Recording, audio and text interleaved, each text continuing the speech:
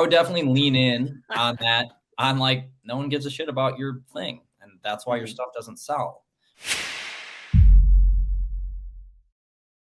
When you submitted copy, the reason I brought that up is because you submitted copy and you did it like in your first week or so or something like that. And it's like, that's it. That's how you get better. That's the step. The other thing that you did in your submission was you use the Kyleisms, you use the labels that I use. In every line, you basically dictated what the purpose of that line was based on a label. And I said, if that dude can see that every line has a purpose and give it meaning, and like instead of just having like some people just write this flowery, fluffery bullshit. Yep. And it's like, you are wasting my time when I read that shit. It makes me so furious. Nope. So like that was when I saw you do that, a guy who had no clue what was going on, and this is how you tried to make sense of things with categorizations and labels. I was like, if I can get this dude to really internalize these labels, I can make this dude a 7-figure copywriter. Like I knew it. I knew it as soon as I saw it. What was actually cool about it too, I only know, like I'm a born and bred Milliganist. I only know beats. I only know the lead elements. It'd actually be weird when we talk copy together because like I don't have I have my own opinions, but like everything stemmed here. So it's like I too. It's like he hit a left field grand slam over the fence, and I'm just like, skirt. Like, no, you didn't. Like, we don't need like that. You know what I mean? It's like all like the wild stuff like that you see that people pepper in that try to add color and context, but it's the wrong color and context. Like, if it's not like a Nisby piece, it doesn't really belong. Like, and that's like what's cool about like the whole system, the way you set it up, right? Like your level 1 copywriting thing is like understanding Nisby and how to interject those emotions. It's like, once you get those, now you can like move on to like beats. All right, well, how am I going to structure, a long form sales message? So it's like you get this foundation of like the words. Everybody always reads the book. Like I've recommended your book like 14 bazillion times. Like, oh my God, it's mind blowing. And it is. But then it's like, that's step 1. And that makes it look easy. But it's like, all right, now you got to put all these words in there with this structure and this format that, shows someone there's this opportunity that exists in the wild. Actually, I'm going to do a quick pivot here. Who was the gal you had on the show? Well, the answer is Donata, because if it's a gal, I've only had one. She was awesome. I liked her. But you guys, she was talking about your heart, like, oh, we got to have a hard stance.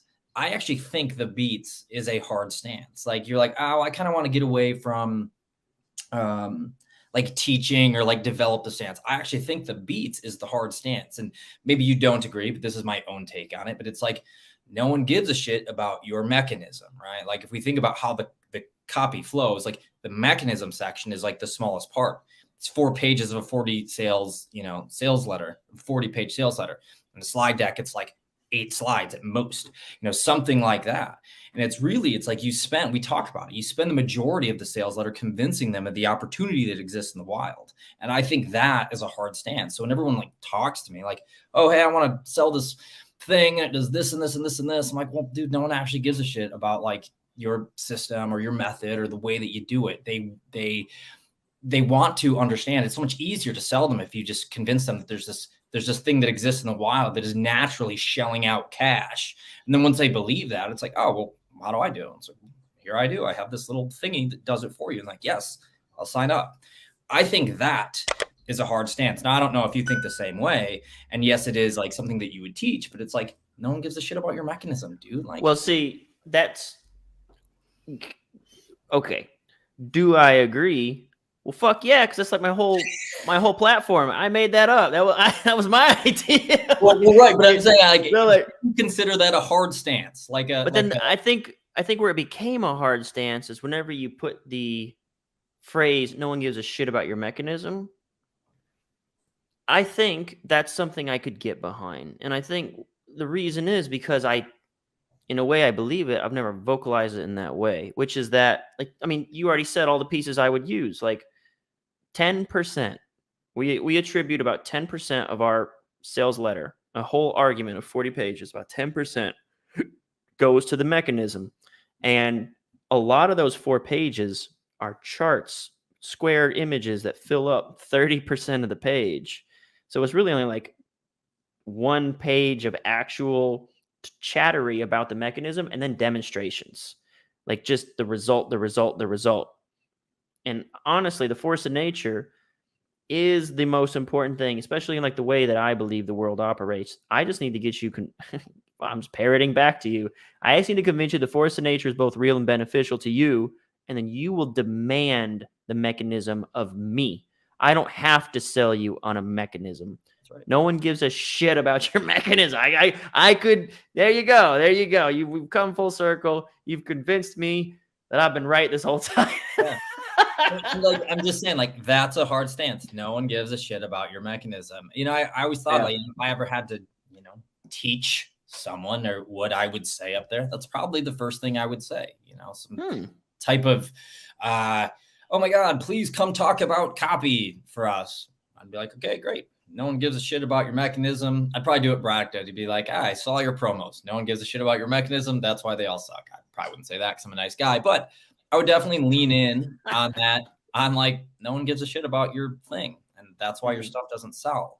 You just have to develop it. And I think that's a powerful thing. I think it slides under the radar of everybody's like stuff too. Like you don't come out and just like, oh, well, it does these things like, you know, features and benefits. Like, no, you don't. Yeah, that is an old school way of doing it. And again, financial is a little bit different than other ones, but I think at the end of the day, if you can tie it to really focusing, like when I was talking to Paul, he said when he first got into it, he did like a bullets list, like features and benefits list. And he tried to pick like one to be like his idea based on the result. But then when we're talking about like going to sleep they were talking about having women who weren't able to get pregnant. That's what it was. And he said the secret is like you're not paying any attention to like your spirit body, your spirit pregnancy or something like that, right? And so the whole objective of that sales letter no longer becomes buy my pill or my program or whatever they were selling. Right. The objective of the sales letter is to convince you there's a spirit body, and if you pay attention to it, it will give you the result that you desire. The whole objective needs to be that.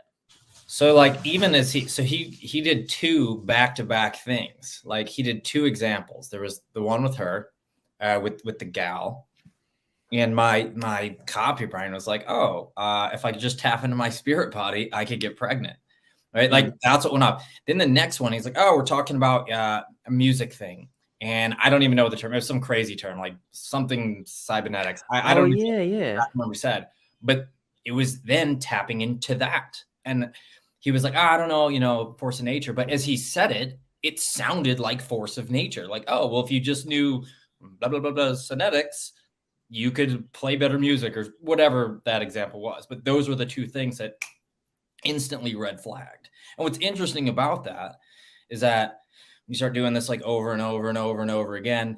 You used to say, bring me a huge pile of shit, and I will find like the one corn nugget that's in this pile of shit, and that'll be and so, but it's like those same things now shine through again when, you know, I'm looking at someone's beats or they're telling me about their idea or what it is. It's like, okay, well, if you just knew this, or if you just knew how to tap into this, you could, you know, find your desired result or whatever it is, regardless, whatever the type of promo it is. But yeah, it's a pretty linear line. There's a force of nature occurring that would deliver you the result, but you can't harness it. It's too wild.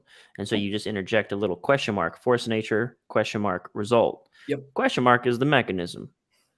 But first they have to be convinced there's the force of nature existing, and it's going to get them a lot of whatever that thing is they badly desire. If they want to get pregnant, it's going to give them 100 babies. Yep. If they want to make money, it's going to give them 100 monies.